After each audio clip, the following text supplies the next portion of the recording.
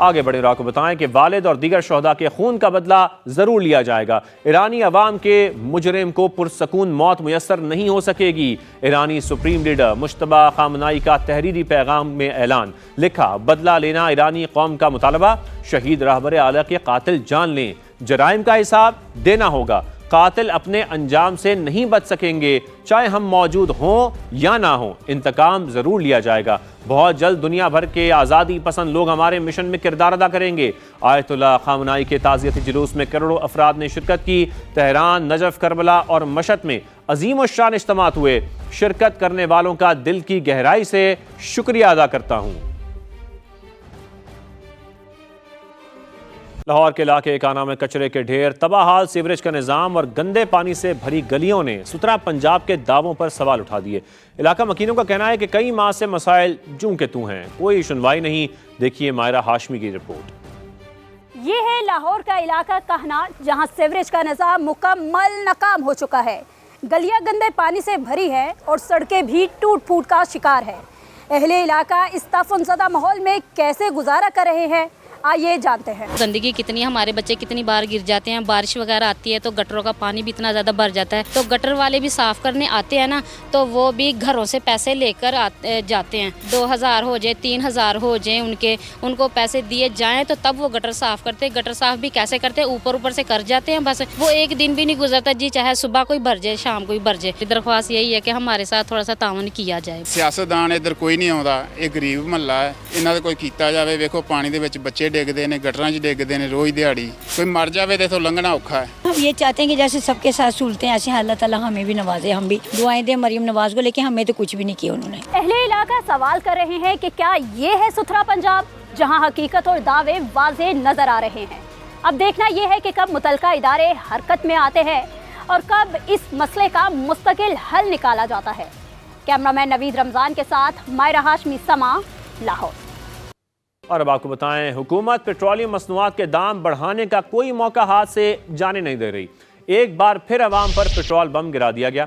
Petrol 13 रुपये 18 पैसे महंगा करके कीमत 310 रुपये 71 पैसे फी लीटर तक पहुंचा दी। डीजल के हवाले से बात करें, डीजल के दाम भी 13 रुपये 80 पैसे बढ़ा दिए गए हैं, जिसके बाद हाई स्पीड डीजल 323 रुपये 30 पैसे फी लीटर हो गया है। कमाई का बड़ा जरिया यानी पेट्रोलियम लेवी की बात कर लेते हैं, वो भी बढ़ा दी गई। 9 रुपये 64 पैसे फी लीटर बड़े इजाफे से 80 रुपये तक जा पहुंची है। केरोसिन ऑयल ने भी जलती पर तेल का काम किया है। 11 रुपये 19 पैसे इजाफे के बाद मट्टी के तेल की नई कीमत 242.33 रुपये हो गई है। इसके साथ साथ आपको बताएं कि मुआशी तज्जियाकार फरूख सलीम ने पेट्रोलियम कीमतों के तायुन के निज़ाम पर सवाल उठा दिया है।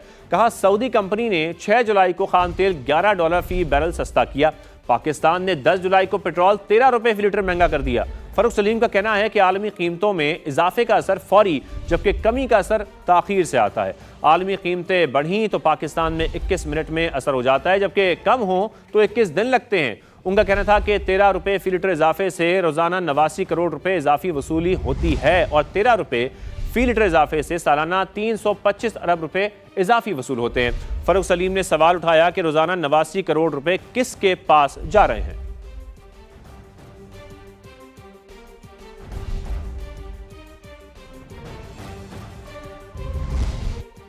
माहिर मईशत डॉक्टर फरूख सलीम का तबसरा, वजीर पेट्रोलियम अली परवेज मलिक का जवाब भी सामने आया। एक्सपोस्ट में लिखा, मशरक़ वस्ता कशीदगी के बायस आलमी मार्केट में पेट्रोल महंगा हुआ है। पेट्रोल की कीमत आलमी कीमत के मुताबिक तय होती है। पेट्रोलियम और कार्बन सपोर्ट लेवी मिलाकर 85 रुपये फी लीटर वसूल किए जा रहे हैं। ये कहना मुनासिब नहीं कि हुकूमत जानबूझकर पेट्रोल महंगा कर रही है।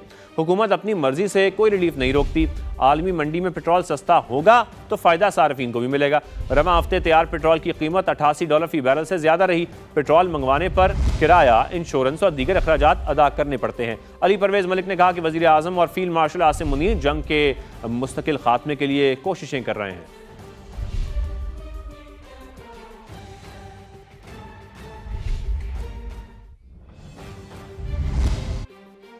इसी मामले पर बात करने के लिए हमारे साथ मौजूद हैं मुआशी तज्जियाकार फरूख सलीम और वजीर पेट्रोलियम अली परवेज मलिक। सबसे पहले फरूख सलीम साहब, मैं आपकी जानिब भी आऊँगा और इस हवाले से हम जानना चाहते हैं, बात करना चाहते हैं कि जिस तरीके से आपने भी सोशल मीडिया पर अहम मामला उठाया है कि आलमी मार्केट में पेट्रोलियम मसनूआत में इजाफे का असर फौरी जबकि कमी का असर ताखीर से आता है, इस बारे में ज़रा आगाह कीजिएगा, क्या कहना है आपका इस हवाले से?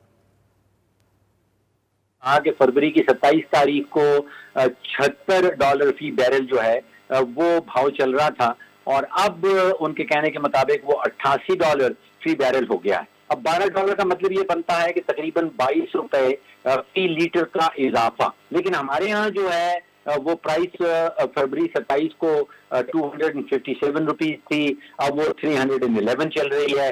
तो यहाँ पे जो फर्क है वो तकरीबन 54 रुपए फी लीटर बन रहा है। तो अब उनकी कैलकुलेशन के मुताबिक 22 रुपए फी लीटर जो है वो बढ़ना चाहिए था, लेकिन बढ़ाया गया है 54 रुपए फी लीटर। तो यहाँ पे भी 32 रुपए फी लीटर जो है वो अनएक्सप्लेन्ड रह गया कि वो किधर चला गया। और अगर 30, 35, 40 रुपए का फर्क जो है वो सामने आ जाए तो उसका मतलब तो फिर है कि ये कहीं 700-800 रुपए का इजाफी बहुत जो है सालाना की बुनियाद बिल्कुल सही। ये 24 इस पर अली परवेज मलिक साहब का क्या कहना है वो भी जान लेते हैं। बहुत शुक्रिया अली परवेज मलिक साहब समा को वक्त देने के लिए। ये मुआशी तज्ज़ियाकार फारूक सलीम साहब की गुफ्तगू आपने सुनी, जैसे कि पेट्रोलियम कीमतों के तायन के निज़ाम पर वो सवाल उठा रहे हैं और उनका ये कहना है कि सऊदी ऑयल मार्केट में तेल सस्ता हुआ लेकिन हुकूमत ने महंगा कर दिया है। इस पर आप क्या कहेंगे?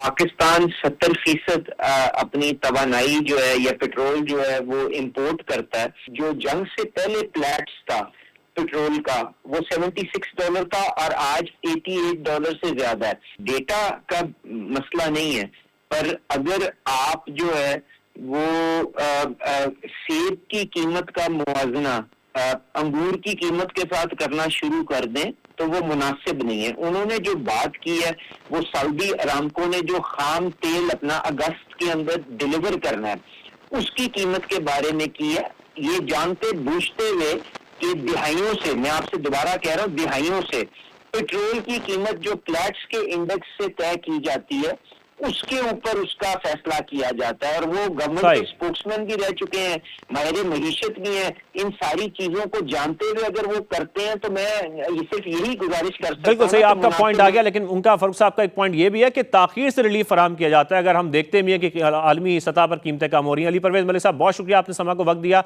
और फारूक सलीम साहब भी हमारे साथ मौजूद थे, आप दोनों का बेहद शुक्रिया।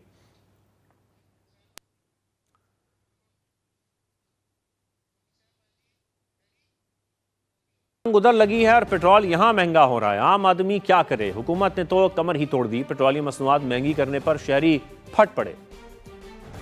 अवाम को आपने रुला के रख दिया। अगर चलाना है तो सही तरीके से चलाओ, अगर नहीं चलाना है तो मेहरबानी करके छोड़। अल्लाह इनको अक्ल दे, वो दिमाग दे जो हकीकी हुक्मरानों में होता है, तो ये हमारे अवाम पे रहम करें। अभी इन्होंने 13.5 रुपये और महंगा कर दिया है, अब तो और सत्यानाश होगी अवाम की। हम मजदूरी कहाँ से करेंगे? छोटे छोटे बच्चे हैं हमारे, उनको बस एक बहाना चाहिए होता है, वो बस बहाना यही है जी, वो जी जंग हो गई है। वो हालांकि हवाई फायर करते हैं और इधर जो है पेट्रोल महंगा, तो बस इन्होंने अपनी जेबें भरनी और यहाँ से चले जाएंगे। जंग अमेरिका और ईरान की हो रही है, पेट्रोल के दाम यहाँ बढ़े, वहाँ का नजला यहाँ पर गिर रहा है। दुनिया भर में बढ़ा नहीं है, ये बढ़ा दिया इन्होंने फौरन। फिर बोलते हैं हम आवाम की भलाई बहूल के लिए काम करने, क्या काम करने, खाक कर रहे हैं। सस्ता जब करना है तो ये 1 रुपया करते हैं, जब महंगा करना होता है तो 14-15 रुपए। समझ में नहीं आ रहा है कि बंदा कैसे काम करे, क्या करे।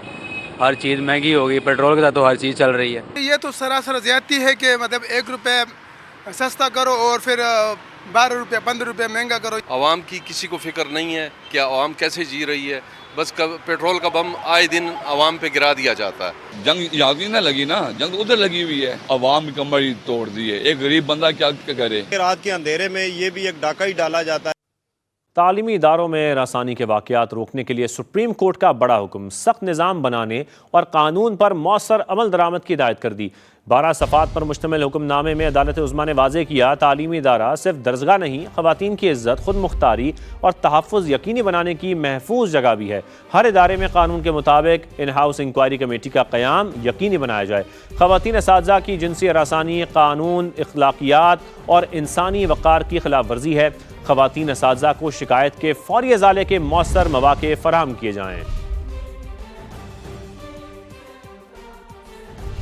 यहाँ आपको यह भी बताएं कि पाकिस्तान और कतर की सालिसी का मुस्बत असर, अमरीका और ईरान हमले रोकने और मुज़ाकरात जारी रखने पर मुत्तफ़िक हो गए हैं। सदर ट्रंप ने दावा किया है कि बातचीत की दरख्वास्त तेहरान ने की, बोले ईरान पर वाजे कर दिया कि जंग बंदी खत्म हो चुकी है। एक बार फिर धमकी दी कि ईरान ने मुझे कत्ल किया या कोशिश भी की तो 1000 से ज्यादा मिसाइलों का रुख ईरान की तरफ है। मैं काफी अरसे से ईरान की लिस्ट में सरफहरिस्त हूं। अगर ईरान मुझे कत्ल करने में कामयाब हो गया तो अमेरिका ईरान पर इतनी शदीद बमबारी करेगा जो उसने पहले कभी ना देखी होगी। अगर ईरान न्यूक्लियर डस्ट अमेरिका को नहीं देता तो कोई मुआहदा नहीं होगा। अमरीकी अहदेदार की ABC न्यूज़ से गुफ्तगू। कहा ईरान के साथ मुआहदे का इन्हिसार सिर्फ न्यूक्लियर डस्ट पर है। अमेरिका ईरान से हर कीमत पर न्यूक्लियर डस्ट हासिल करना चाहता है। ईरान पर दबाव डालने के लिए फौजी, सिफारती और इक्तिसादी ऑप्शंस मौजूद हैं।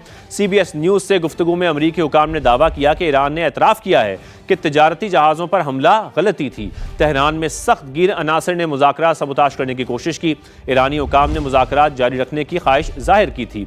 व्हाइट हाउस चाहता है कि ईरान अवामी सतह पर अपनी गलती तस्लीम करे।